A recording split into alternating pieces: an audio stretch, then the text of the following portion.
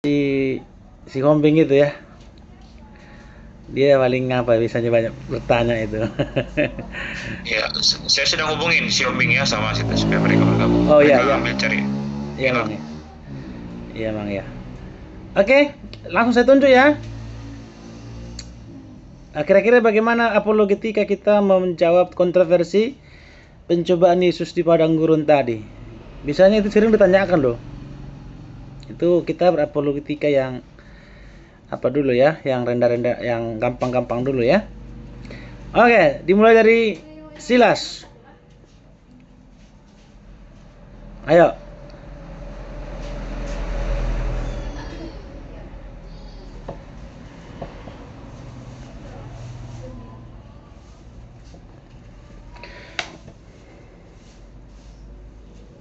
Silas sudah? Ya. Novendri Silas.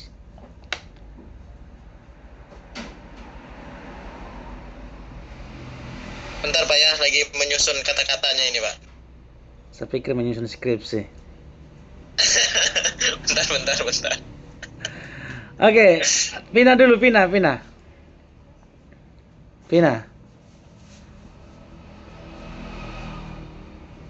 Ini saya rekam lo ya.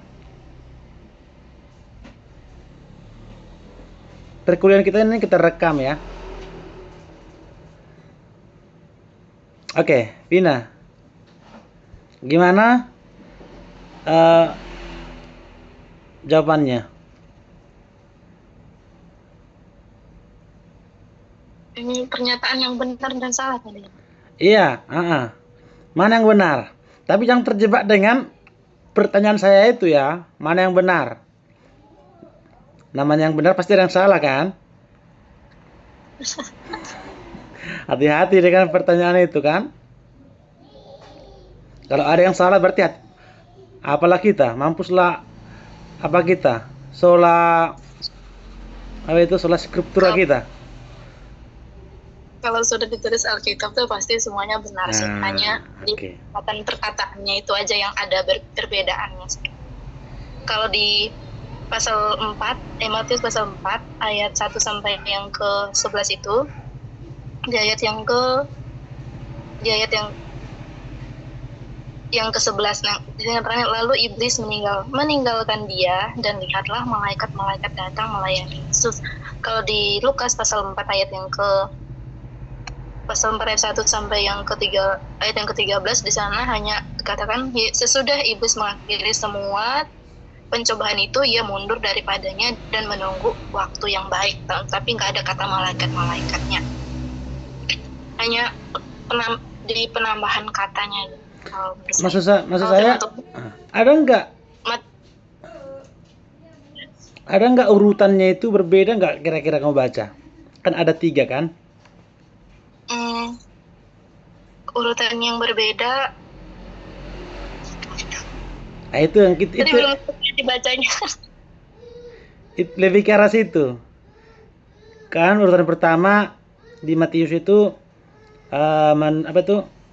roti jadi batu jadi roti. Ya kan? Terus kedua apa? Kan beda, itu kan beda di Lukas. Itu yang beda itu 2 dengan 3 itu. Coba dulu ya kita apa ya? Tahu si Ferdi dulu gimana? Atau gini aja, coba Vina baca di Matius 4, di Matius itu, Ferdi coba baca di Lukas itu. Coba bandingkan apakah sama urutannya.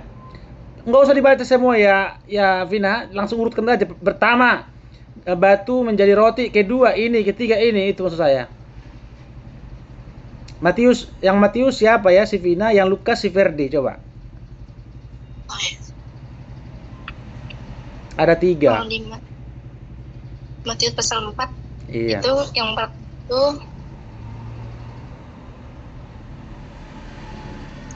di ayat yang ke 3. Jadi katanya, lalu datanglah si pencoba itu dan berkata kepadanya, jika engkau anak Allah, perintahkanlah supaya batu-batu ini menjadi roti. Oke, yang pertama batu menjadi roti ya, pencobaannya ya. Yap. Yang kedua? Iya. Yang kedua, ayat yang kelima, ayat yang ke, ya.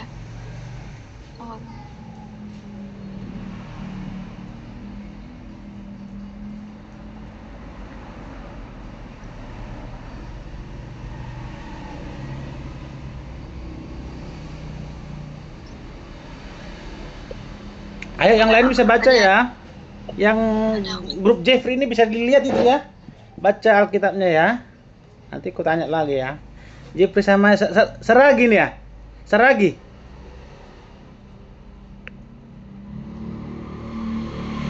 Ayo Seragi. Baca Alkitabnya ya.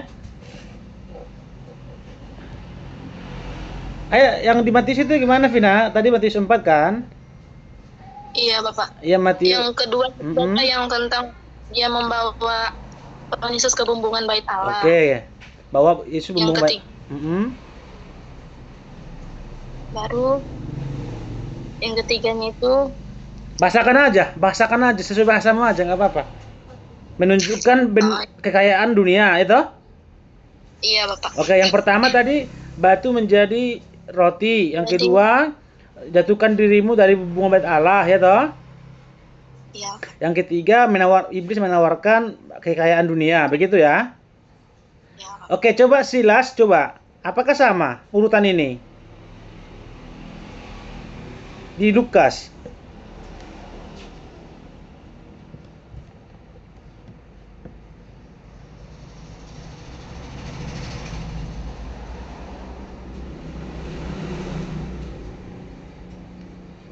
Fendri. Yang pertama apa?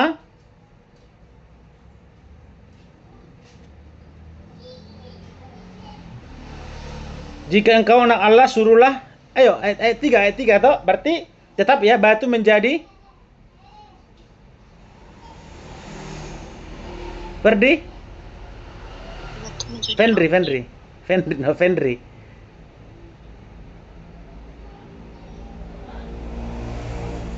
Buka apanya? Unmute-nya apanya? Kita sama-sama sudah. Yang pertama apa ini? Batu menjadi Roti, Lukas. Oke. Yang kedua apa? Matius. Ya, kamu di Lukas. Kamu di Lukas ya? Oh, aku Lukas. Iya. Iya, Lukas. Tadi Vina Matius. Iya. Oh. Iya, maksudnya tadi ingat ya Vina ya, tadi pertama itu batu menjadi roti. Yang kedua, turunkan dirimu dari bumbung bait Allah. Yang ketiga menawarkan kekayaan. Oke. Ayo Fendri. Yang pertama itu ayat yang ketiga ya. Fendri, Lukas 4:3. Ya. Tetap ya batu menjadi roti ya. Ya, tetap. Oke, yang kedua itu di mana? Ya, tenang. Memperlihatkan kepadanya semua kerajaan dunia. Berarti ini menawarkan kekayaan dunia. Itu. Yang ketiga jika apa itu? Ayat berapa itu? Di ayat yang ke-9 itu yang 9. ketiganya. Kemudian ia membawa Yesus ke Yerusalem dan menempatkan dia di bumbungan Allah lalu berkata, jika engkau anak Allah jatuhkanlah. Sekarang terbalik ya. Nomor 2 dengan nomor 3. Mungkin kalian nggak pernah baca ini kan? Mungkin ya lebih hati-hati apa kan? Sehingga nggak tahu ada penukaran di situ kan? Ya kalau tadi yang di Matius batu menjadi roti. Kedua, jatuhkan dirimu dari bumbung bait Allah. Yang ketiga menawarkan harta dunia.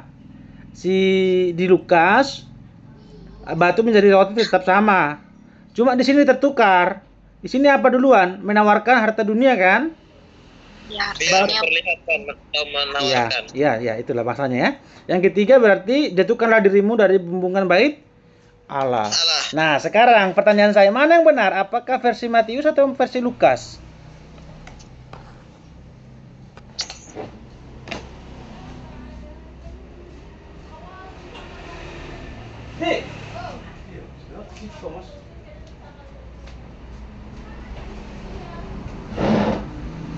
Ayo. Mana yang benar? Matius. Tapi benar. Iya benar. Jadi pertanyaan saya menjebak sebenarnya itu mana yang benar. Seolah-olah ada yang salah kan. Nah oke, kalau semua benar, bagaimana itu memberikan pembuktian, menjelaskan itu supaya orang tidak meragukan lagi. Kan kadang kan orang-orang yang di sebelah sana, apalagi kaum sebelah sana ya, selalu mengatakan Alkitab itu sudah dipalsukan. Jadi ini tertukar-tukar, ini mana yang benar, kan begitu biasanya kan. Itu masih data-data yang apa ya, yang masih gampang sebenarnya ya. Kalau mau lebih sulit lagi sampai di perdebatan apa itu ya lebih pusing lagi. Oke. Apa ada yang bertanya? Jeffrey, Ya Pak, nggak ada Pak. gimana? Nggak ada Pak. Ya. Nggak ada Pak. Loh. Ketawa apa itu? Oke, kalau pribadi itu tolong di unmute ya. Kalau pribadi unmute, oke. Oke. Kalian sudah belajar Injil Sinoptik nggak? Belum? Belum? Belum ada mata kuliah itu ya? Oke, biasanya itu khusus Matius, Markus, Lukas. Kalau Yohanes itu bukan Injil Sinoptik itu. Itu beda itu. Beda itu dengan Matius, Markus, Lukas, Yohanes. Sekalipun sama-sama Injil. Tetapi cara penulisannya itu, narasinya itu berbeda ya. Nah, jadi jawabannya itu biasanya begini. Karena kan Alkitab kita itu biasanya kan ditulis oleh manusia. Ya, ditulis oleh manusia. Jadi manusia yang menulis itu. Ya, bukan jatuh dari langit. Jadi Tuhan memakai setiap kebebasan manusia. Hanya saja diilhami oleh Roh Kudus. Ya. Diilhami oleh Roh Kudus, dan Roh Kudus yang akan menuntun semuanya itu. Nah, dengan adanya perbedaan itu tidak menyatakan bahwa itu salah. Sama seperti begini ya. Jadi Injil Sinoptik itu bisanya melihat secara bersama-sama satu kejadian tetapi dari dimensi yang berbeda. Bisa ya? Jadi Injil Sinoptik itu bisa diartikan melihat bersama-sama. Tetapi dari dimensi, dari sudut pandang yang berbeda. Makanya tadi saya bilang Alkitab itu ditulis oleh manusia. Ya kan? Itu nanti tidak mengurangi kehendak bebas manusia itu, tetap berdasarkan kehendak bebas manusia itu. Kalau dia pintar, akan lebih bagus lah tulisan itu. Makanya kan tulisan Injil Lukas yang sering difilmkan kan, Lukas. Karena kan Lukas itu dokter, teliti orangnya. Ya, teliti orangnya. Nah, makanya tetap Tuhan memakai pendidikannya. Tetap Tuhan memakai kehendak bebas penulis itu. Bukan seperti robot A, B, C didikte Tuhan dari surga, bukan. Tetap berdasarkan kehendak bebas manusia itu. Nah, tahulah ya perbedaannya Matius dengan Lukas ya, dari pekerjaan ya. Kalau si Matius apa pekerjaannya? Ayo, pekerjaan si Matius apa? Pemungut juga ya. Lewi. Dia orang namanya juga Lewi dari bahasa lain ya. Nah, kalau Lukas kan dokter. Jadi sama seperti gini, perhatikan ya, lihat semacam apalah atau inilah Alkitab ini kan. Kalau aku tanya, kalau kalian mendefinisikan atau ginilah. Ini sorry ya, saya tunjuk dah. Kopi ya. Ini saya bukan lagi promosi iklan ini ya. Kopi. Kalau aku tanya, Ferdi, apa yang kamu lihat dari yang kupegang ini?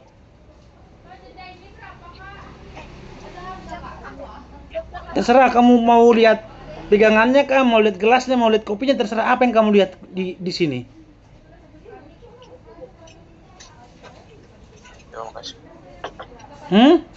Yang mana Pak? Ferdi apa Novendri?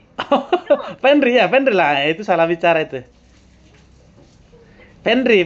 Ah, apa yang kamu lihat dari sini?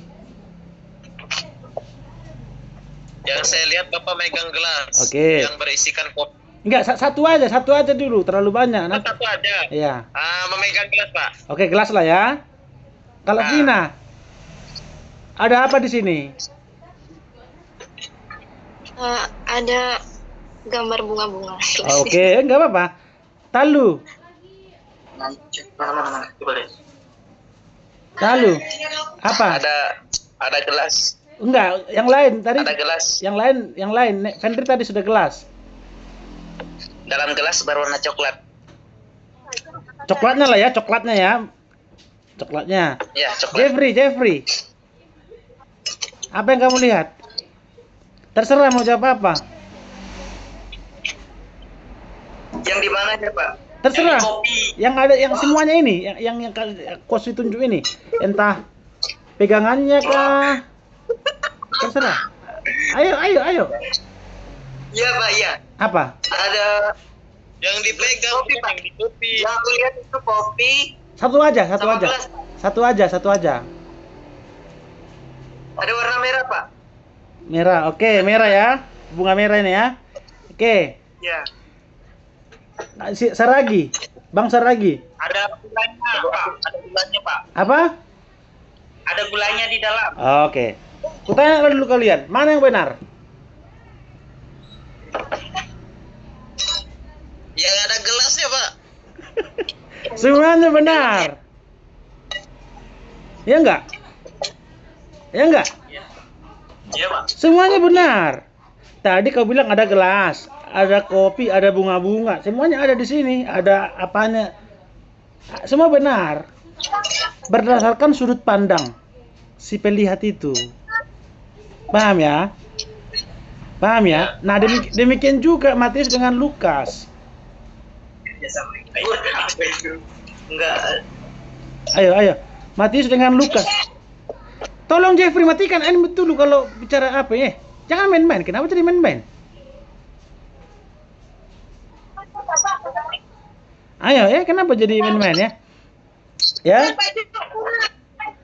Ya, berarti semuanya benar ya. Jadi antara Matius maupun Lukas, mereka kan sama-sama melihat satu peristiwa tentang pencobaan Yesus. Ya toh, di padang gurun. Jadi mereka mengurutkan sesuai dengan perspektif mereka.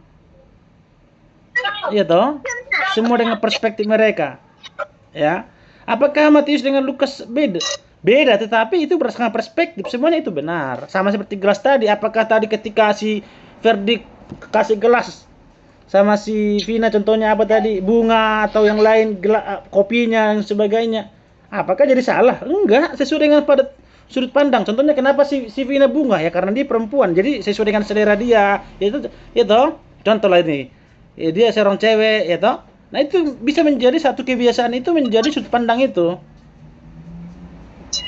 Tapi kita tidak terlalu ke sana dulu ya tentang kenapa Lukas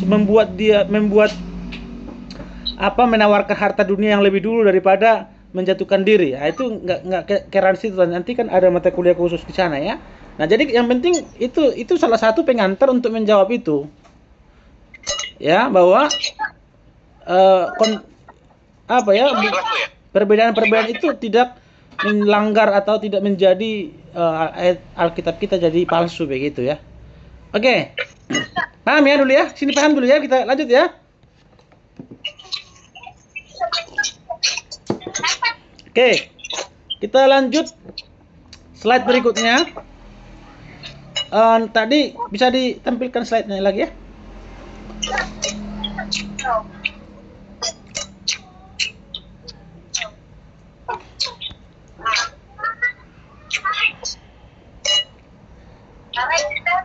Oke, bisa tampilkan slide-nya. Ya. Minta tolong admin bisa. Pak Imade atau Om Kin jemput anaknya ya.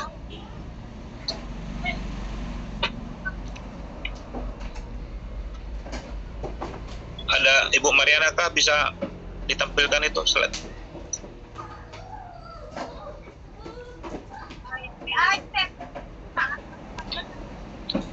Teng lihat depresi garu udah kan? Tang deh, dua. Halo Ibu Mariana Kak. Dua dah. Bisa ditampilkan slide-nya? Atau bisa digantikan host-nya? Beres sih gongsi. Pak dosen nggak host Pak dosen ya? Belum dijadikan host ya? Enggak Pak, ini saya di HP Pak. Nggak tahu. Oh gitu. Iya Pak.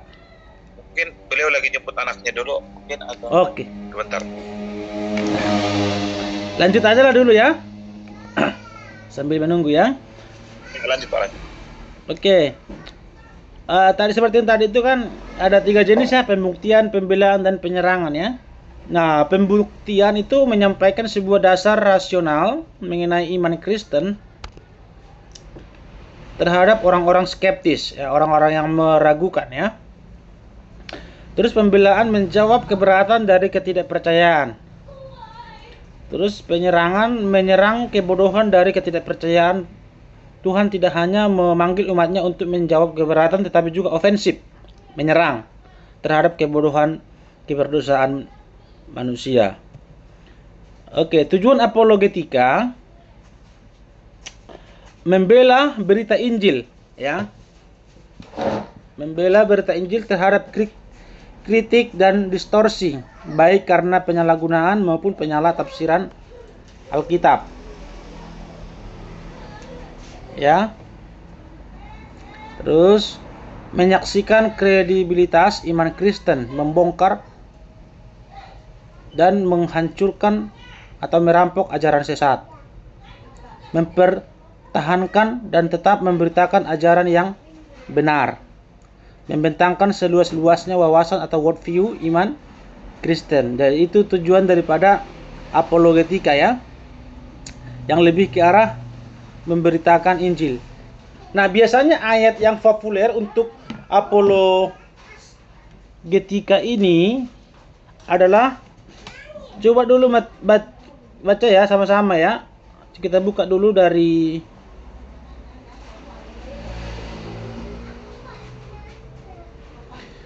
Satu Petrus ya, 1 Petrus 3 ayat 15. Coba dulu baca, yang bacakan Saragi ya. 1 Petrus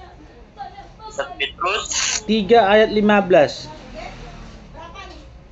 1 Petrus 3 ayat 15. 3 ayat 15. Ayat 15.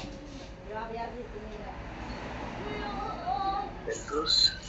Tetapi kuduskanlah Kristus di dalam hatimu sebagai Tuhan, dan sedialah pada segala waktu untuk memberi pertanggungjawaban kepada tiap-tiap orang yang meminta pertanggungjawaban dari kamu tentang pengharapan yang ada padamu, tetapi haruslah dengan lemah lembut dan hormat. Nah ya, biasanya orang-orang apologet, salah satu dasar yang paling kuat untuk menjadi seorang apologet atau mata kuliah apologetika ini, biasanya dasar yang mereka gunakan ya. 1 Petrus 3 ayat 15 ini, tetapi kuduskanlah Kristus di dalam hatimu sebagai Tuhan, dan siap sedialah pada segala waktu untuk memberi pertanggungan jawab kepada tiap-tiap orang yang meminta pertanggungan jawab dari kamu tentang pengharapan yang ada padamu, tetapi haruslah dengan lemah lembut dan hormat. Nah, artinya kan tahulah ya, harus siap sedia kita ketika ada orang yang meminta pertanggungan jawab atau meminta penjelasan tentang iman yang ada padamu. Ya. Tetapi perhatikan ya, ini harus perlu dikasih tahu, yang harus digaris bawahi. Inilah yang menjadi syarat menjadi seorang apologet. Selain dia bisa menguasai worldview kekristenan, dia yang paling penting dari segala yang terpenting adalah, tetapi haruslah dengan lemah lembut dan hormat. Ya, itu yang terpenting. Jadi jangan karena kamu itu pintar bisa menguasai segala bidang, jadi sesuka-sukamu, mau marah-marah, mau nggak lihat umur siapa lawan diskusimu, Ya, itu harus dipahami ya. Coba dulu bacakan sekali lagi si Jeffrey, bacakan Jeffrey. Buka lagi dia. Tadi nggak dibuka ini. Yang mana, Pak? Yang tadi yang dibacakan siapa? Saragi. Oh, 15 tadi. Tetapi kuduskanlah Kristus di dalam hatimu sebagai Tuhan dan sedialah pada segala waktu untuk memberi pertanggungjawaban kepada tiap-tiap orang yang meminta pertanggungjawaban dari kamu tentang pengharapan yang ada padamu. Tidak, Pak? Oke. Nah itu ya. Jadi selain kita bisa mempunyai kemampuan beradu argumentasi, yang terpenting di situ adalah haruslah dengan lemah lembut dan hormat. Ya. Jadi jangan timbul arogansi kita. Sekalipun kita benar, jangan kita menjadi menang-menangan sendiri. Karena kan tujuan apologetika itu kan juga nanti penginjilan. Nanti akan kita bahas juga itu ya, hubungan penginjilan dengan apologetika. Jadi jangan hanya menang sudah. Begitu. Tetapi lebih ke arah apakah orang yang kita lawan diskusi itu, argumentasi itu menjadi kenal Kristus atau tidak. Jadi arahnya juga kepada penginjilan. Ya, memenangkan dia menjadi percaya kepada Yesus. Ya. Nah, ini yang coba kita diskusikan, kepada siapa kita sebenarnya berapologetika? Kepada siapa? Biasanya begini ya. Satu hal yang perlu kita ketahui supaya kita tidak asal-asal berapologetika, kita harus tahu sebenarnya letak apologetika itu kepada siapa. Siapa yang layak kita apologetikakan. Nah, kira-kira begitu. Kadang kan orang kan karena saking menguasai dalam hal berteologi ya, sedikit saja berbeda dengan dia, langsung dia main apologetika saja. Ya, karena dia menguasai kan? Ya enggak? Contohnya ya. Contoh masalah ini ya. Masalah apalah? Masalah perbedaan denominasi gereja kan?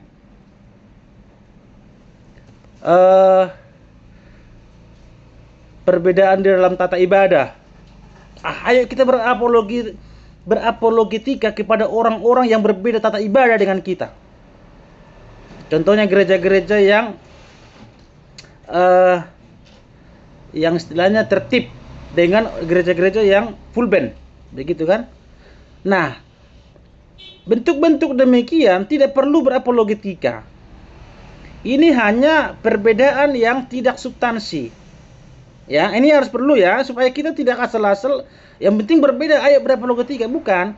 Nanti ada perbedaan-perbedaan yang seperti apa yang layak kita bisa berapologetika.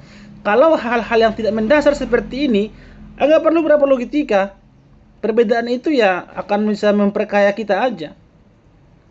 Selama itu nanti tidak akan menghancurkan esensi daripada kekristenan itu sendiri.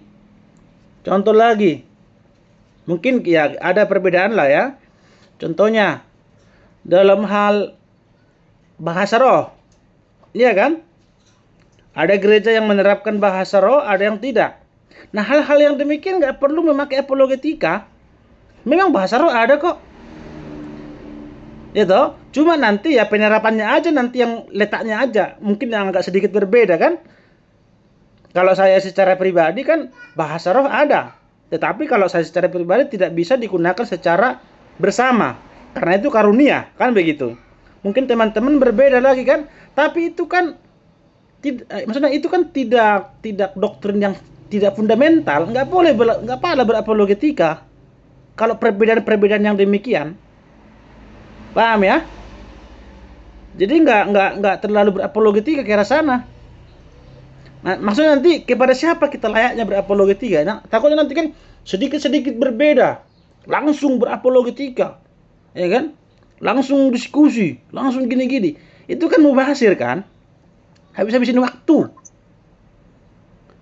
Kepada hal yang terpenting itulah kita layaknya berapologetika. Contohnya lagi, ya masalah apa lagi yang berbeda-beda itu? Ya seperti mungkin ke arah Katolik begitu ya. Ada juga orang mengatakan Katolik itu sesat begitu kan? Ada tidak kan begitu? Kalau bagi saya tidak sesat Katolik kan? Tidak kalau bagi saya. Karena ada tolok ukur yang kita bisa lihat di situ. Masalah supaya tidak gampang-gampang juga kan, kadang kan hanya perbedaan yang tidak fundamental pun itu langsung berdebat bahkan sampai mengacu pada kesesatan. Bilang sesat menyesat begitu. Ya. Terus masalah baptisan ini sering juga ya. Ada yang selam ya kan? Ada yang percik. Itu termasuk bukan fundamental. Kalau pemahaman saya itu bukan fundamental. Karena yang menyelamatkan toh juga Yesus. Karena kan baptisan itu adalah lambang. Saragi, kenapa ketawa-ketawa? Ada apa? Ayo ya, kalau serius belajar ini ya. Ayo kita udah serius ya. Oke ya. Kalau bagi saya ditanya ya, saya itu menerima dua-duanya. Jujur, percik maupun selam saya terima dua-duanya. Itu bukan fundamental di dalam keimanan saya. Itu berlaku bagi orang reform, bagi orang Injili. Kalau kalian tanya ya, seperti gereja-gereja Injili ya, gereja apa yang bisa kalian tahu sini gereja Injili? Mungkin GKI lah, termasuk Injili itu sebenarnya. Setahu saya itu Injili, Calvinis itu. Coba tanya. Atau mungkin yang lebih terbuka lah. Kalian tahu gereja kayak gereja Misi Injili Indonesia, GKIN. Mungkin itu yang gereja-gereja Injili yang reform itu biasanya kalian tanya, mereka akan jawab dua-duanya boleh. Itu apa ya? Jadi mau selam mau percik. Nah, maksud saya dalam hal itu kita tidak boleh berapologetika juga. Itu perbedaan-perbedaan yang tidak fundamental. Ya, nanti di surga contoh juga nggak ditanya nanti kamu dibaptis selam atau percik, nggak ada itu. Percaya deh, percayalah. Nggak akan ada itu. Ya, maksudnya sedikit loh ya. Ya, maksudnya ini supaya kita bisa kepada siapa kita layaknya berapologetika. Kalau hanya perbedaan-perbedaan yang tidak fundamental seperti itu, saya pikir kita tidak perlu berapologetika. Ya khusus cukup hanya minum kopi yuk. Ayo kita bicara-bicara, main-main santai aja ya begitulah. Supaya kita bisa letakkan, bisa taruhkan apologetika itu ke arah mana. Ya. Nah, kembali ke pertanyaan kepada siapa kita berapologetika? Kepada orang-orang yang sesat. Yang sudah begini ya, kalau kita baca beberapa buku teologi sistematika, mereka biasanya mengurutkan dua jenis doktrin, ya, dua jenis doktrin. Pertama doktrin primer. Yang kedua adalah doktrin sekunder. Apa itu doktrin primer? Ya doktrin first, doktrin utama. Yang kedua adalah doktrin sekunder, namanya second, doktrin kedua. Tunggu ya, dibuat judi. Sebentar ya, mengganggu anak. Oke ya, doktrin primer itu namanya primer itu menjadi doktrin fundamental. Jadi kalau ini dihilangkan, kalau ini sudah berbeda, hubungannya itu keselamatan. Begitu. Nah, contohnya apa? Yesus satu-satunya juru selamat. Kalau ada orang yang menantang Yesus bukan satu-satunya juru selamat, ayo kita berdebat, ayo kita berapologetika. Kalau sudah fundamental ya, sudah prinsip sekali. Intinya nyawa atau jantung iman Kristen. Jantungnya kalau sudah diambil, jantungnya sudah berbeda jantungnya, ya udah kita harus apa istilahnya itu, harus berdarah-darah kasarannya ya, mempertahankan itu. Kalau dibilang Yesus bukan Tuhan, ayo coba, berarti kita bukan Kristen lagi dong. Itu sangat bahaya. Yang kedua, kalau dibilang keselamatan itu tidak hanya di dalam Yesus, ada di luar sana katanya. Ayo, kita harus berdarah-darah untuk itu. Maksudnya supaya kita tahu ke arah mana ranah apologetika itu dilakukan, begitu loh. Ketiga, Alkitab bukan firman Allah, atau Alkitab sudah dipalsukan. Nah, itu ranah doktrin primer. Semuanya ya, namanya kita sebagai orang Kristen, menjadi sumber utama kita, the first source kita itu ya Alkitab. Kita tahu kebenarannya dari Alkitab. Kalau sudah digagalkan Alkitab bukan firman Allah, kita mau apa lagi? Kan begitu. Doktrin Tritunggal, Bapa, Anak, dan Roh Kudus. Iya kan? Di dalam doktrin Allah kita bisa belajar itu dalam teologi sistematika.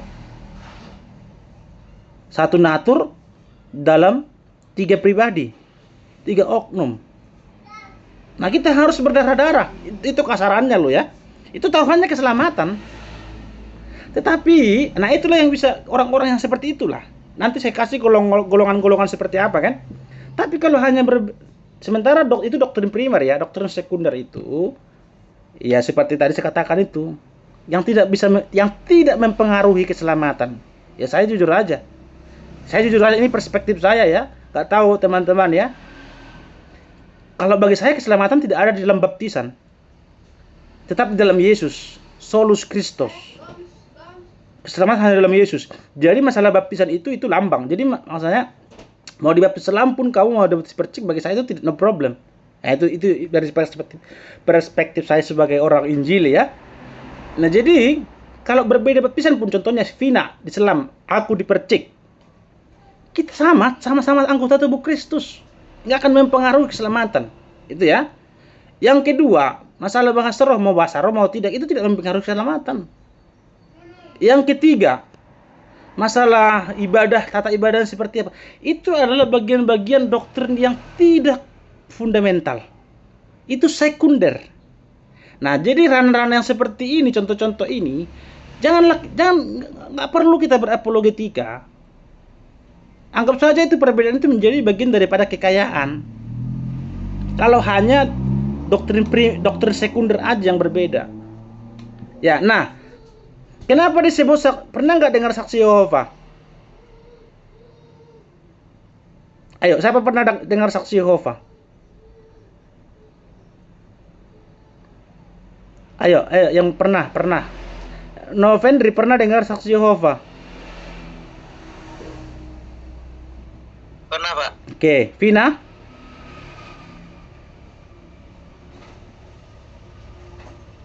Pernah, Pak. Oke, Jeffrey? Pernah, Pak. Oke, Saragi? Pernah, Pak. Oke, Talu. Talu, where are you?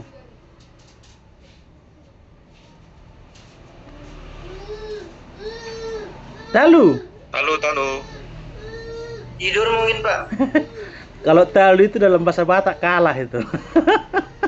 Nggak pernah menang, Pak. Nggak pernah menang. Oke ya. Pernah ya.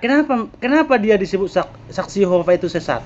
Nah, itulah mungkin yang lebih ngeten. Tapi masih banyak jenis-jenis saksi yang sesat sekarang ya. Mormonisme, saintisme, apa itu, oneness ya. Masih banyak lagi. Ya. Kenapa dia dibilang sesat? Karena dia sudah menolak doktrin primer. Yang tadi itu, Yesus bukan Tuhan. Mungkin kalian supaya hati-hati ya, ketika kalian berdiskusi nanti dengan saksi Yehova, mereka nanti akan percaya kalau kau bilang nanti begini. Saya sudah sering diskusi dengan mereka ya. Yesus bukan Tuhan. Kalau kau bilang, kamu nggak percaya Yesus sebagai Tuhan, bilang gitu, oh, aku percaya kok Yesus Tuhan. Nah, sekarang serang balik dia.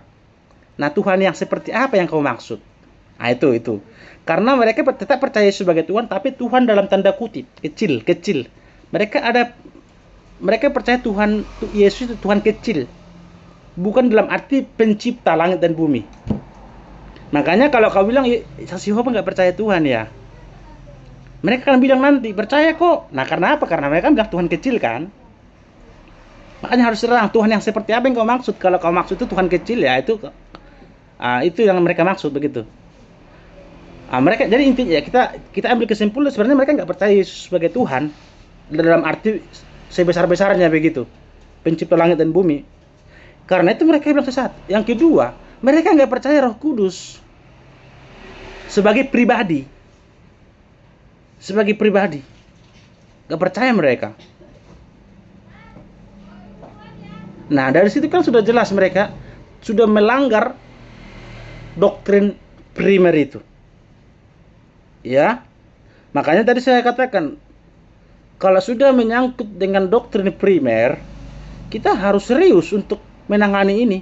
Kembali lagi saya katakan, ayo manfaatkan media sosial loh. Kalau tidak berapologetika ya minimal memberitakan firman Tuhan, kasih pelurusan di situ, kan begitu. Jangan berjoget-joget kau di TikTok itu. Tetapnya datanya itu habis mendownload data yang sama ya, 1 jam berjoget-joget 1 menit berjoget-joget dengan 1 jam menyampaikan firman Tuhan. Data yang sama habis itu. Ya kan? Ketika mengupload kan. Ayo, manfaatkan semuanya itu. Hanya kita bisa mengikuti perkembangan zaman ini. Apalagi dengan dunia TikTok itu sudah merajalela sebenarnya. Apalagi ini ada Facebook Pro lagi nih. Pernah dengar ya Facebook Pro ini yang menghasilkan uang dari Meta ini. Lagi ngetren sekarang ya kan. Banyak uang dari sana. Saking apanya itu butuh uangnya itu, agama pun jadi ditinggalkan, adat pun jadi ditinggalkan itu. Ya kan? Bisa sebebas-bebas dari sana itu cakap kotor. Di media sosial lainnya kayak TikTok begitu kan. Apa begitu? Coba. Maksud saya inilah tugas kita. Kalian sudah mengambil keputusan menjadi hamba Tuhan kan? Jadi ya nggak hanya di gereja kalian bro, sis. Ayo di media sosial. Kalaupun tujuannya nggak berapologetika, nggak apa-apa menjelaskan sesuatu yang prinsipal, yang bisa dicerna oleh orang-orang. Setidaknya kan, saya jujur aja motivasi saya itu membuat seperti itu. Saya media sosial saya sedikit adalah tujuan saya sebenarnya cuma satu. Ketika saya nanti mati, ada warisan saya. Dan saya juga sedang menggalang menulis buku. Ada jadi buku saya 1, tapi kurang bagus kulihat kan. Belum, udah diterbitkan sebenarnya, tapi saya nggak puas. Ku tambahi lagi, ku ulangi lagi. Waktu itu saya tulis waktu di Papua. Yesus, keselamatan hanya dalam Yesus, begitu kan. Tapi saya kayak ada yang kurang puas begitu kan. Kayak ini bukan diriku ini, maksudnya kayak kurang puas lah begitu kan, mau ku apakan lah. Karena maksudnya segala karunia yang Tuhan berikan kepada kalian.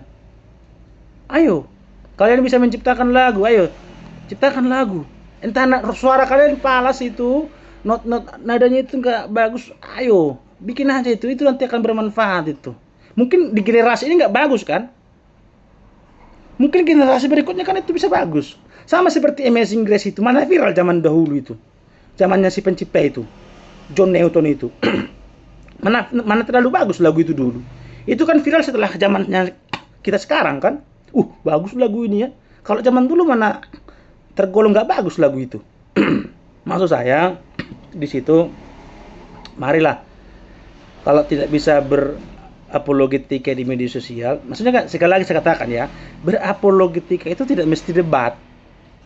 Ya, kan udah aku bilang ya, nggak mesti debat. Menjawab setiap diskusi-diskusi yang bisa menolong orang lain memahaminya, itu sudah bagian dari apologetika. Karena kan apologetika itu kan menjawab atau membela iman kita ketika ada yang menanyakan. Begitu.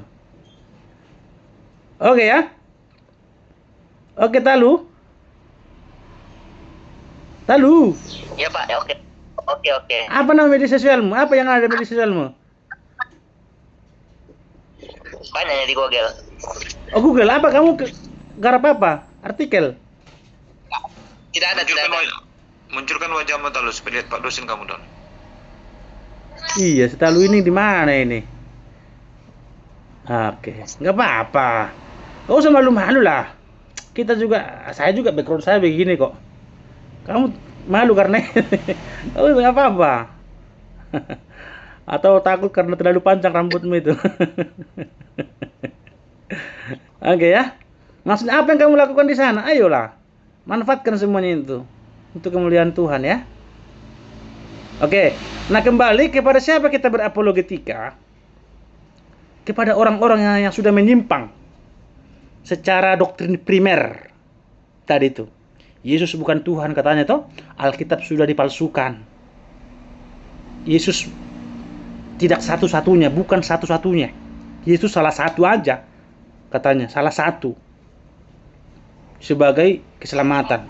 Nah, kalau itu kan sudah pusing kita, sudah tidak Kristen lagi itu. Maksudnya supaya kita bisa menjembatani bagaimana kepada pihak yang mana kita harusnya berapologetika.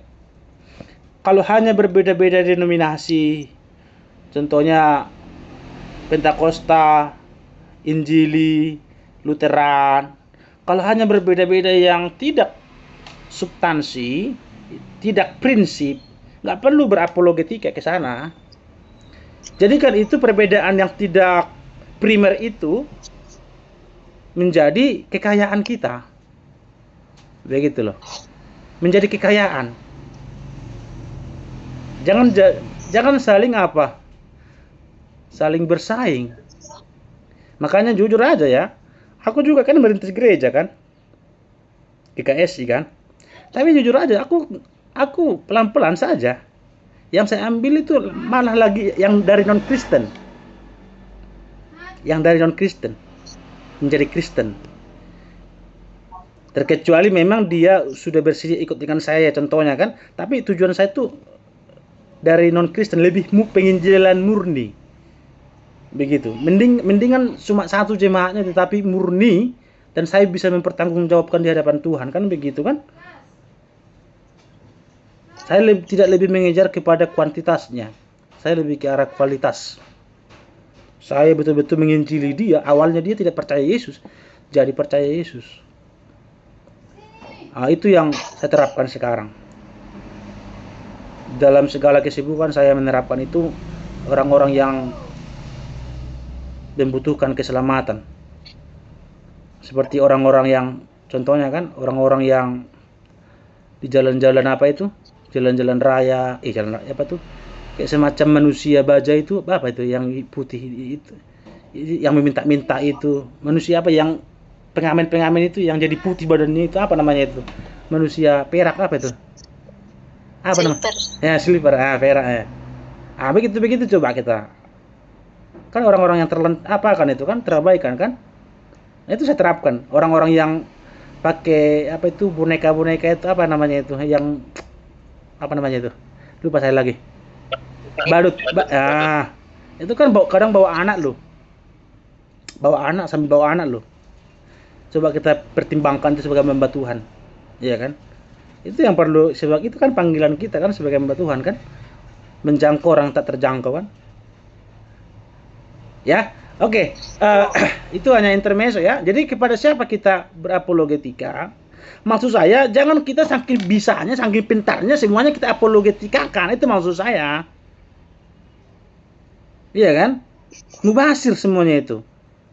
Jadi orang-orang yang memang yang sudah melanggar doktrin primer itu, melanggar Yesus bukan Tuhan katanya, itu harus berdarah-darah kita untuk itu. Harus serius. Itu kan sudah menyangkut doktrin primer, doktrin utama. Kalau dia bilang Yesus bukan Tuhan, ya kita harus maju untuk itu. Kalau apalagi sudah tegas Yesus salah satu saja katanya keselamatan, kita harus maju itu. Jangan biarkan. Kan Alkitab kan bilang begini kan, kita harus tulus seperti apa? Merpati. Cerdik seperti ular. Itu bagaikan apa itu? Bagaikan rem dengan bagaikan gas. Itu harus dilakukan secara seimbang. Kalau kita hanya menerapkan tulus seperti merpati, jadilah kau dibodoh-bodohi. Tulus, yang penting tulus, yang penting kasih. Sudah kau pun sudah di depan penyiasat saksi Yehova, ya kasih, ya apa itu? Saya kan mengasihi, sekalipun dia datang saksi Yehova di hadapan saya mengatakan Yesus bukan Tuhan. Aduh, kasih, Yesus kan kasih. Apaan begitu? Itu kalau menerapkan hanya sebagai tulus seperti merpati, betul lah. Cerdik seperti apa? Ular, Pak. Ular. Ular. Nah, kalau kita menerapkan hanya seperti cerdik saja, pintar begitu ya, kita menjadi si pembodoh, membuli orang atau membodohi orang. Gitu. Kalau tadi kita hanya Membuli, Pak. membuli bisa, atau membodohi, atau menjas orang begitulah. Makanya ini harus seimbang. Di dalam apologetika juga ini harus dilakukan loh. Kalau kita hanya mengandalkan ketulusan, dibodoh-bodohi saksi, dibodoh-bodohi penyesat pun kita sabar, kasih, tulus, itu nggak boleh. Tapi kalau kita hanya menerapkan kecerdikan, itu, saya pintar begitu, kayak orang Batak, saya pintar sekali, ya kan? Saya pintar, saya bisa berargumentasi, tapi tidak ada ketulusan. Itu kan sombong-sombongan, jago-jagoan kan. Jadi semua orang kepada siapapun dia berbeda. Ayo berapologetika, aku pintar begitu. Itu nggak boleh. Jadi harus sepadan. Ya, dalam apologetika itu harus sepadan antara kecerdikan dengan ketulusan. Bagaikan rem dengan gas. Kalau terlalu gas dia, kebablasan, nggak ada rem, matilah kau. Kalau direm terus, mau kemana kau? Ya kan, mau kemana? Nah, maksud saya itu harus imbang kan antara rem dengan gas kan. Antara ketulusan dengan kecerdikan harus seimbang. Dalam apologetika pun begitu. Makanya kita harus tahu dari segi kecerdikan kita, kepada siapa aku berapologetika. Itu dari segi ketulusan itu berlaku semua ya. Nah, maksud saya dalam mata kuliah ini mengajarkan sebenarnya kita harus berapologetika, tetapi kita harus melihat kepada siapa kita berapologetika. Jangan nanti contohnya Novendri, kamu gembala sidang ya? Bukan, Pak, bukan. Oke, ada gembala sidangmu ya? Ada. Contohnya begini. Contoh ya, gembala sidangmu hari Minggu contohnya. Ya kan? Gembala sidangmu. Bapak dosen silaban ajari saya berapologetika nih. Aku berapologetika sama Bapak gembala. Itu nggak boleh. Kritiklah khotbahmu itu. Kritik khotbahnya itu. Bapak gembala ini apologetika. Sesuai yang di apologetika. Ini tafsirannya bukan begini nih. Nah, itu nggak boleh begitu. Makanya tadi di dalam 1 Petrus 3 ayat 15 itu, tetapi kuduskanlah Kristus. Berarti dengan dasar Kristus harus dikuduskan, itu dasarnya. Bukan dasar karena saya pintar, bukan dasar supaya saya menjatuhkan gembala saya, bukan begitu. Ya, tetapi kuduskanlah Kristus di dalam hatimu sebagai Tuhan. Dan siap sedialah pada segala waktu untuk memberi pertanggungan jawab kepada tiap-tiap orang yang meminta pertanggung jawab dari kamu tentang pengharapan yang ada padamu. Tetapi haruslah dengan lemah lembut dan hormat. Lemah lembut dan hormat. Nah, itu yang perlu. Ya. Jadi mahasiswa di sini, mari coba kita kita renungkan supaya kita bisa kepada siapa kita harus berapologetika. Ya, kalau hanya berbeda hal-hal yang sekunder. Sekunder itu kan berasal dari kata second, ya. Pakaian second, itu, second, kedua. Doktrin kedua yang tidak fundamental, yang tidak prinsip. Nggak perlu kita berapologetika. Tapi kalau sudah primer, first, dari kata first, pertama, doktrin utama, sekali lagi, saya tegaskan kita harus berdarah-darah, dan itu kasarannya ya, tetapi harus dengan lemah lembut dan hormat. Nah, itu harus lemah lembut dengan dasar bahwa kuduskanlah Kristus dalam hatimu sebagai Tuhan. Ya. Nah, itu yang harus perlu digarisbawahi dulu kepada siapa kita harus berapologetika. Oke, saya buka ruang pertanyaan dulu atau mau diskusi, silakan. Dan Jeffrey, dari Jeffrey dan sudut sana bisa tanya dulu. Ada Talu juga ya. Ayo Talu, Jeffrey, Bang Saragi. Gak apa-apa, kita ini ruang akademik, gak apa-apa kita bicara.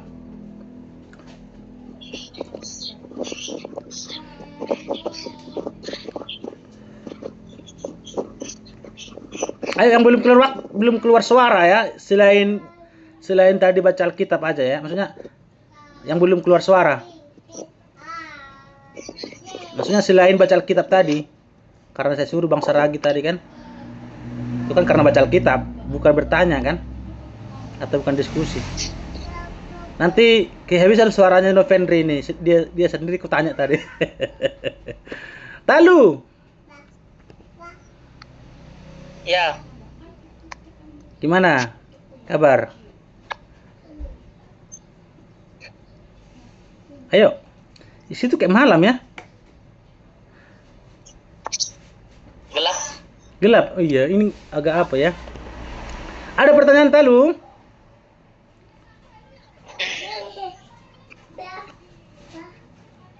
Nggak bisa bertanya aku. Oh, nggak bisa. Sariawan ya?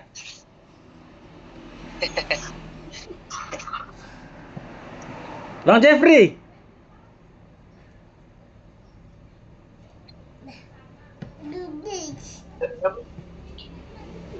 Sama ini. Bang dua kembar ini. Ini Pak, biasanya orang tuh memperdebatkan tentang yang 3 Tuhan gitu nah Pak. Yang Tritunggal itu nah, mereka sering menanyakan itu, oh Tuhan kalian orang Kristen 3, yang mana yang aslinya, atau anak atau bapak? Itu sih Pak. Oke. Oke. Ya debat. Oke. Talu tolong di-admit dulu. Oke. Memang itu bukan salah satu, itu yang lebih banyak diserang. Tritunggal. Dalam dunia apologetika itu yang paling banyak. Kalau kita lihat dari segi tingkatan ya, yang banyak diserang alat Tritunggal, gitu? Baru Kristologi ya Yesus kok diangkat jadi Tuhan, gitu? Manusia kok dipertuhankan begitu kan? Baru yang ketiga tentang pemalsuan Alkitab. Alkitab sudah dipalsukan, begitu toh? Kalau dari segi tingkatan. Nah, saya pikir ini ranah teologi sistematika sebenarnya Jeffrey. Doktrin Allah kan, tentang Allah Tritunggal kan. Tapi karena kamu bertanya, sebenarnya menurut kamu kita percaya berapa Tuhan rupanya? Menurutmu dulu. Memang kamu percaya ada 3 Tuhan? Satu Pak, satu Tuhan Pak. Terus bagaimana dengan 3-nya itu? Kalau menurutku mereka itu Tritunggal Pak. Iya, maksudnya apanya yang 3, apanya yang 1? Kan tri kan 3, tunggal 1. Ya Bapak, Anak, Roh dan gitu kan? Bapak, Anak dan ya Bapak, Allah kan? Allah. 3 Pak. Ya 3. Oke, bisa bantu saya dulu ilustrasi apa yang bisa mendekati?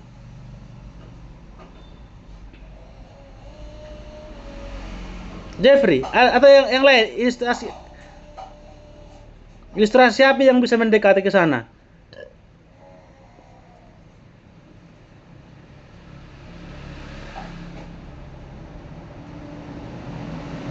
Oke, kita nggak percaya triteisme ya, beda triteisme, beda triteisme, beda Tritunggal. Kalau atau dalam bahasa Inggris Trinity, Tri dengan Unity. Jadi kita nggak percaya triteisme, bukan triteisme, Tritunggal itu beda. kalau triteisme, 3 pribadi, 3 Tuhan. Kan gitu. Tapi kalau kita percaya satu Tuhan. Di Alkitab juga kan menyebut Echad, Elohim. Itu Allah kita adalah Allah yang esa. Kalau kita belajar Shema Israel itu. Jadi kita percaya ada satu. Tetapi di dalam satu hakikatnya itu memunculkan ada kejamakan di situ. Coba dulu kita baca itu ya. Di Kejadian aja ada itu. Kitab pertama. Coba dulu. Baca dulu Matius 1 ayat 26. Itu aja dulu. Siapa yang bisa?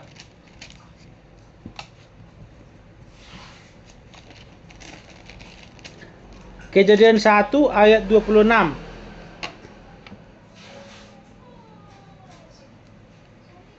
Ayo.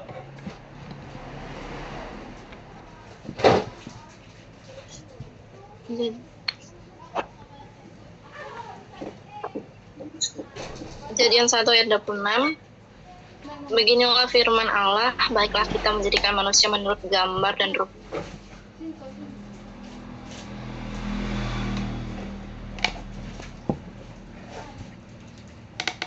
Mana suara si Vina?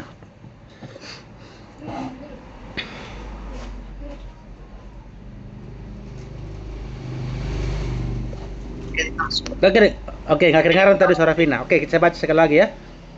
Berfirmanlah Allah, baiklah kita menjadikan manusia menurut gambar dan rupa kita, supaya mereka berkuasa atas ikan di laut dan burung-burung di udara dan atas ternak dan seterusnya.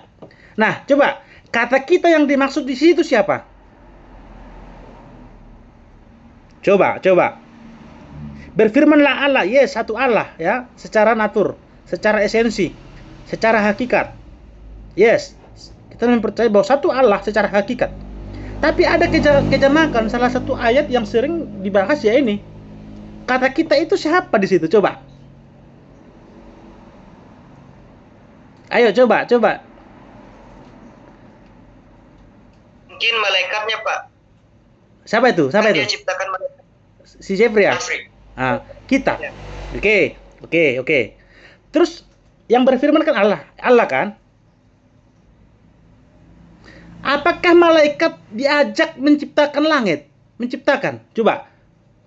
Apakah malaikat menciptakan manusia? Sih kan berfirman Allah, baiklah kita menjadikan manusia.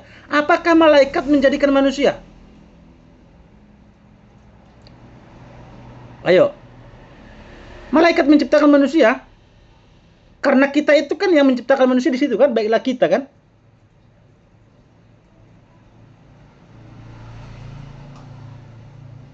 Mana dia yang bertanya itu? Jeff. Di mana dia? Ya. Jadi kata si Jeffrey tadi itu oke. Katanya apa ya? Malaikat ya. Kata kita yang dimaksud itu kau bilang malaikat ya, Jeff ya? Nggak mau malaikat katanya. Iya, Jeff. Malaikat ya? Iya, Pak. Nggak mungkin lah. Kan dia. Oh iya, Pak. Karena kan di sini kan mereka kan mau menciptakan manusia. Pertanyaan saya, di mana ayatnya malaikat ingin menciptakan manusia? Malaikat loh. Allah mengajak malaikat, ya toh? Menciptakan manusia. Mana malaikat menciptakan manusia? Malaikat itu dalam bahasa Batak itu suruh-suruhan, artinya penyuruh, yang orang-orang yang disuruh, suruhan itu. Bukan Allah itu malaikat. Ya, orang suruhan, budak itu sebenarnya malaikat itu. Budak, itu pembantu. Jadi kalau dibilang di sini malaikat yang apa? Kata kita yang dimaksud malaikat sangat tidak masuk akal. Apakah malaikat menciptakan manusia? Tidak ya. Jadi di sini udah jelas.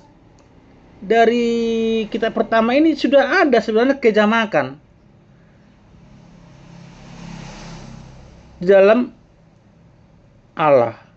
Nah, banyak ayat-ayat nanti yang di dalam doktrin Allah biasanya itu Ya, tapi karena ini apologetika hanya kita bahas sekilas saja. Intinya bahwa kita percaya Allah itu satu secara hakikat, secara natur. Tapi dalam Tapi itu yang oke. kita Pak, yang ayat yang kita itu Gimana?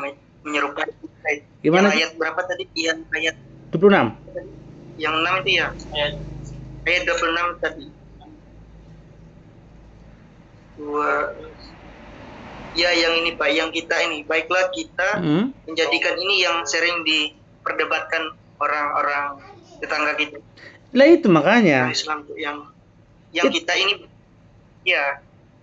Itu Jadi, makanya. kita mau jawab siapa itu kita? Aku kira malaikat itu Pak. Bukan kawan.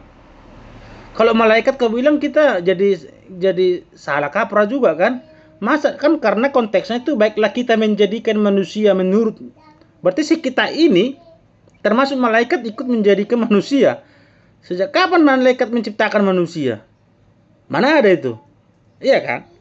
Nah, berarti kan berfirmanlah Allah. Iya kan?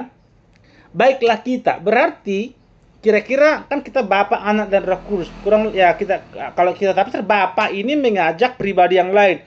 Yesus dan Roh Kudus, Anak dan Roh Kudus untuk menciptakan. Ya pasti. Artinya dalam perjanjian lama sudah ada kejamakan. Nah, kejamakannya itu bukan kejamakan secara kealahan, bukan yang jamaknya itu bukan hakikatnya. Yang jamaknya itu bukan naturnya. Tapi yang jamak itu pribadinya. Oknumnya. Ya, makanya munculnya itu lebih ditegaskan kan di Matius 28. Berapa kejamakan itu, ya kan? Coba baca dulu Matius 28 amanat agung itu.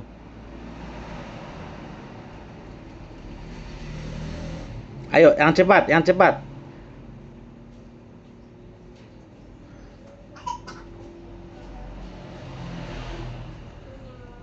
Matius 28 amanat agung itu. Karena itu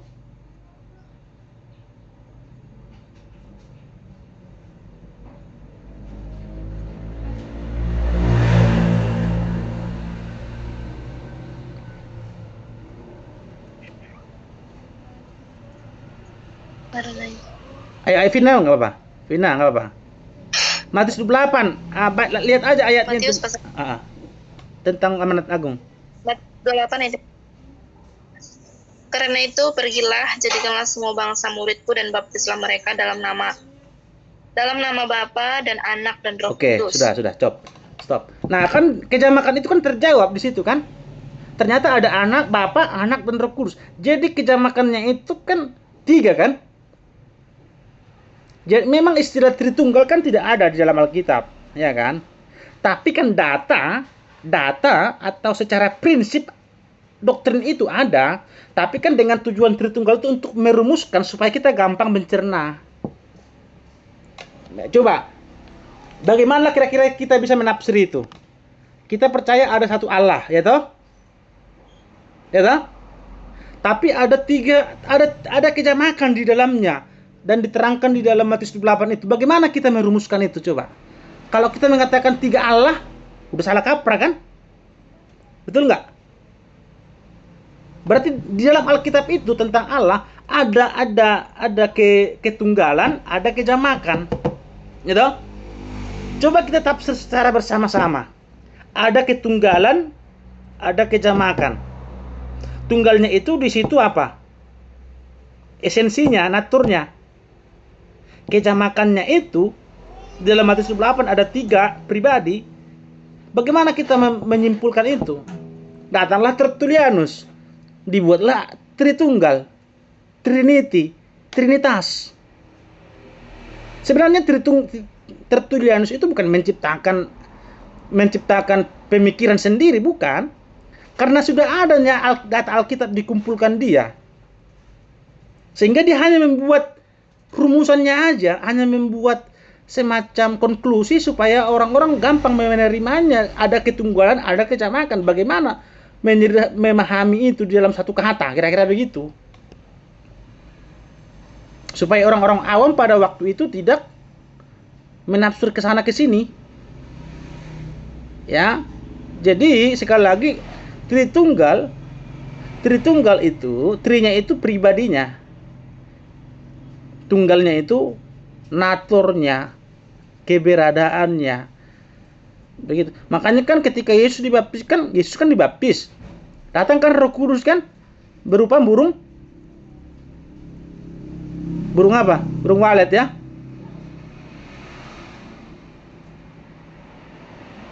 Merpati, Pak. Merpati toh? Ingat ya, merpati bukan Roh Kudus. Roh Kudus bukan merpati. Itu Ya, lambang Pak. saja ya. Jadi nanti kalau kita makan merpati, kita makan Roh Kudus bukan ya? Ya, Itu lambang ya, ingat ya, itu harus jelas ya, lambang. Jadi Roh Kudus bisa melambangkan banyak hal kan? Kadang juga api kan? Kadang juga air kan? Jadi itu lambang ya. Namanya lambang, kita tergantung dengan apa maksud daripada lambang itu pada konteks di situ. Jadi ketika Yesus aja pun dibaptis, kan di situ kan ada 3 pribadi di situ. Yesus dibaptis, jelas ya, datang Roh Kudus, dilambangkan dengan merpati. Ada suara yang berseru-seru, kepadanya lah aku apa? Berkenan. Dengarkanlah dia. Ya. Jadi situ sudah ada konsep Allah Tritunggal di situ. Ya, teman-teman ya. Jadi ini kalau kita lebih dalam itu bisanya di teologi sistematika ya, tapi setidaknya ada gambaran lah. Jadi kata kita yang di situ itu bukan malaikat ya. Ya, Jeff. Oke. ya, Pak. Oke. Memang sih susah untuk memberikan satu ilustrasi karena kan ya namanya Allah diilustrasikan itu bagaimana? Begini loh, saya kasih satu clue supaya kalian lebih enak ya. Begini loh, supaya kalian tidak pusing dengan pemahaman Allah Tritunggal itu. Begini loh. Bagi saya gini, ini pribadi saya ya. Bagi saya Allah sukar dipahami itu masuk akal. Karena apalah coba? Karena kan Allah itu kan pencipta kan? Betul nggak? Allah pencipta. Kita ini apa? Ciptaan. Masuk akal nggak kalau penciptaan ini memahami pencipta begitu sukar? Masuk akal nggak? Ya, karena kita masuk akal, Pak. Masuk akal. Yang tidak masuk akal itu gini loh. Manusia gampang memahami Allah. Itu yang tidak masuk akal. Ayo coba. Sementara kan posisi kita sebagai ciptaan. Tetapi gampang kali kita memahami Allah itu. Iya kan? Betul nggak? Makanya kalau dibilang Allahmu tidak masuk akal katanya kan, ini orang gimana ya? Bukan tidak masuk akal, melampaui akal. Makanya di dalam hal apa ya? Di dalam hal istilahnya itu dalam hal logika ada 3 jenis yang perlu kita pahami. Yang pertama adalah supralogik. Artinya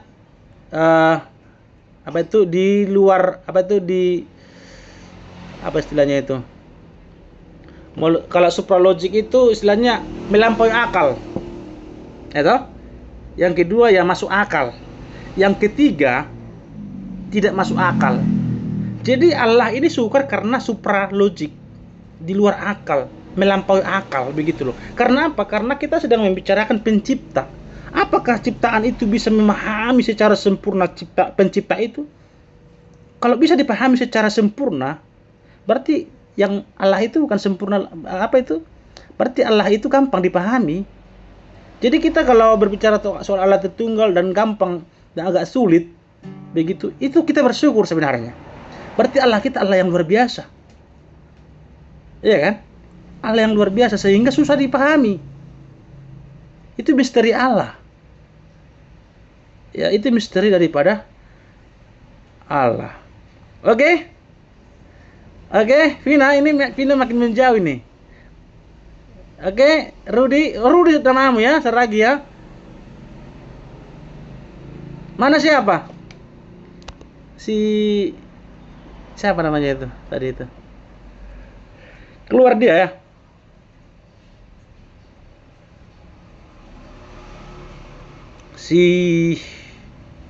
Silas.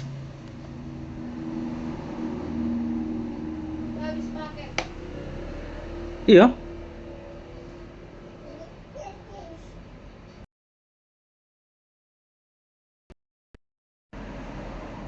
Atau meh.